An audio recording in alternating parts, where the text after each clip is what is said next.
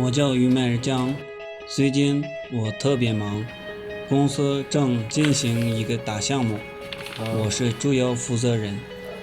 共同努力，创建一个公司的美好未来。谢谢大家。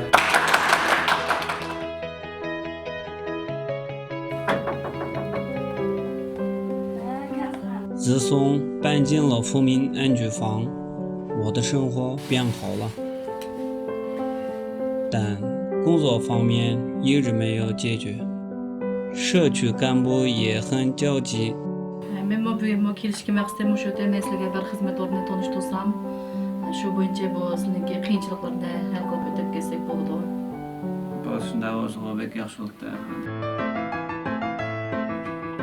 工作又着落了，公司给我的工作岗位是物流配送，每天送仓库到物流部、托运部，再到门店，不断的重复。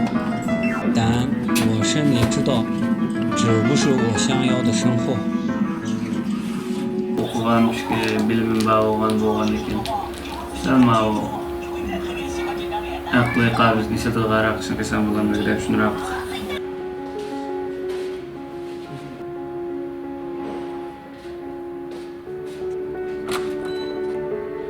老板，你有啥事？我向别的岗位调整一下。可以的，你想干哪一个岗位？那个办公类，或者跟那个文员类工作。好吧，那就我给你1个月时间。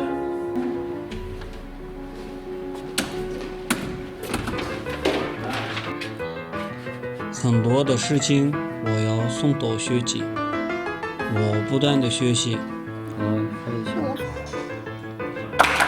1个月以后，我终于通过老板的测试，进入网络部后，我要管理网络平台里各种电商销售，管理公司微信公众号，还要拓展其他业务。